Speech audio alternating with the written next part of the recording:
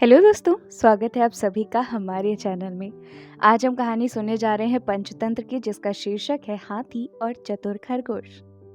एक वन में चतुर्दंत नाम का महाकाय हाथी रहता था। वह अपने हाथी दल का मुखिया था। बरसों तक सूखा पड़ने के कारण वहां के सब झील, तलैया, ताल सूख गए और वृक्ष मुरझा गए। सब हाथियों ने मिलकर अपने गजराज चतुर्दंत को कहा कि हमारे बच्चे भूख प्यास से मर गए, जो शेष हैं मरने वाले हैं, इसलिए जल्दी ही किसी बड़े तालाब की खोज की जाए। बहुत देर सोचने के बाद चतुर्दंत ने कहा, मुझे एक तालाब याद आया है। वह पाताल गंडका के जल से सदा भरा रहता है। चलो वहीं चले। 5 रात की लंबी यात्रा के बाद जब सब हाथी वहां पहुंचे, तालाब में पानी था। दिन भर पानी में खेलने के बाद हाथियों का दल शाम को बाहर निकला। तालाब के चारों ओर खरगोशों के अनगिनत बिल थे। उन बिलों से जमीन पोली हो गई थी। हाथियों के पैर से वे सब बिल टूट फूट गए। बहुत से खरगोश भी हाथियों के पैरों से कुचले गए। किसी की गर्दन टूट गई, किसी का पैर टूट गया, बहुत से तो मर भी गए। हाथियों के वापस चले जाने के बाद उन बिलों में रहने वाले क्षत विक्षत लहूलुहान खरगोशों ने मिलकर एक बैठक की। उसमें स्वर्गवासी खरगोशों की स्मृति में दुख प्रकट किया गया तथा भविष्य के संकट का उपाय सोचा गया।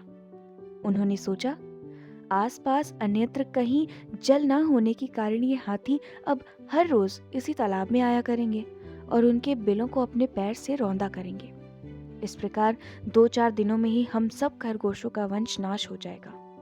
हाथी का स्पर्श इतना भयंकर है जितना सांप का सूंघना, राजा का हंसना और मानिनी का मान। इस संकट से बचाने का उपाय सोचते सोचते एक ने सुझाव दिया, हमें अब इस स्थान को छोड़कर अन्य देश में चले जाना चाहिए।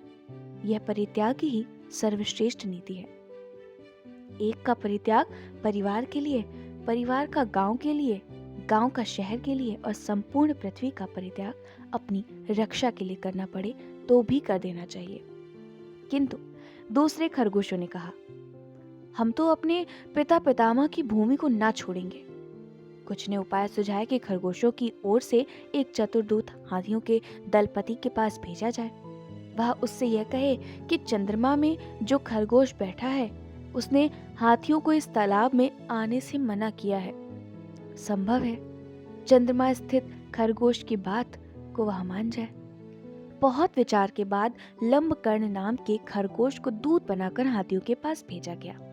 लंबकर्ण भी तालाब के रास्ते में एक ऊंटे टीले पर बैठ गया और जब हाथियों का झुंड वहां आया तो वह बोला, यह तालाब चांद का अपना तालाब है, यहाँ मत आया करो।